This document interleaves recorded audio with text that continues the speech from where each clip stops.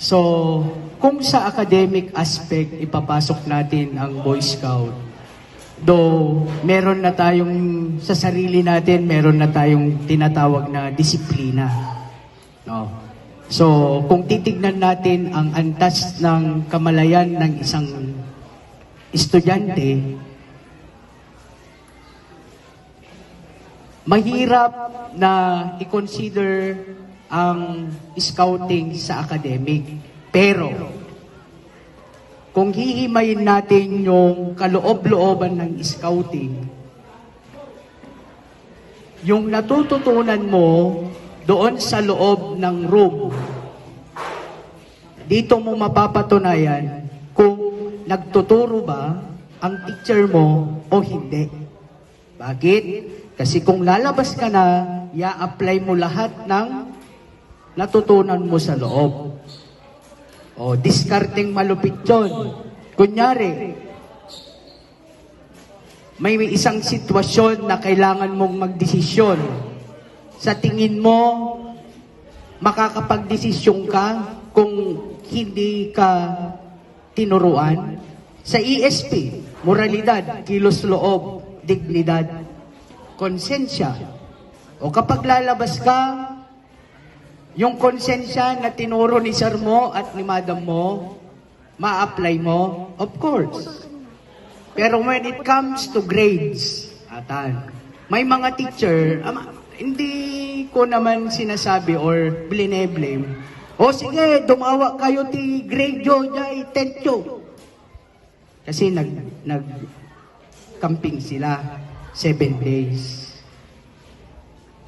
So, ang sa akin naman, nakakatulong ang scouting movement sa academic sa pamamagitan ng i-validate ng scouting ang tinuturo ng teacher. No, limlima kwartam. Gimat. No, limlima ti kwartam, kailangan ti 6 pesos. Paano mo didiskartehan? Inikanda ka 20, gumatang ka kanuti 10, kasanom aramidon.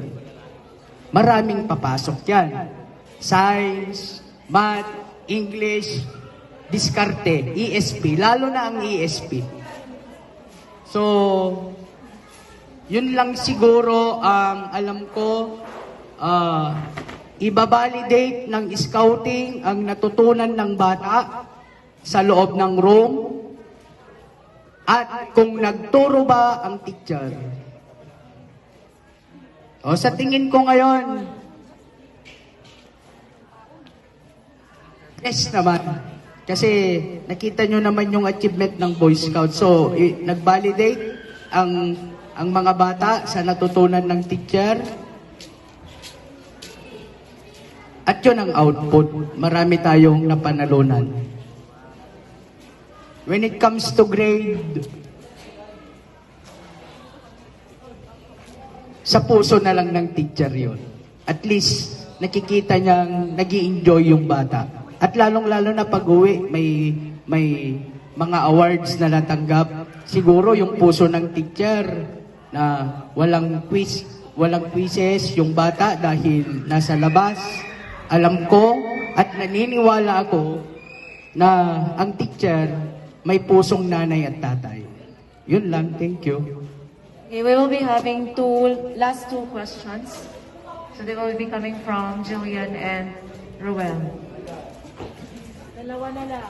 And then ang first grade. Good morning po. I am Julian Chupra, CSHI journalist. This question is addressed to Ma'am Antoinette. Ma'am, I'd like to ask po about the malnutrition cases of CSHI. Malnutrition.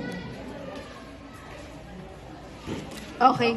So, sa malnutrition natin, out of 100% population, based sa ating, yung ginawa natin nung June na nag-height and weight tayo, ang meron lang tayong cases dito is around 10% of the population lang. So, hindi siya ganun ka taas yung case natin. So, every Friday, or scheduled weekly, nagkakaroon po tayo dito sa junior high school ng feeding program na ginaganap po sa ating kay Ma'am Riza. Siya po yung in charge natin sa feeding program. Siya po yung nagpa-plan ng meal and siya din po ang nagpa-plan ng activity once a week. So actually sa high school naman, hindi naman ganun ka intense yung natin sa feeding program. Kasi usually under DepEd, Department of Education, ang feeding program po ay ginagamit sa elementary. So doon talaga sa elementary, they have a budget for the feeding program. Pero siningit lang natin dito sa atin sa high school.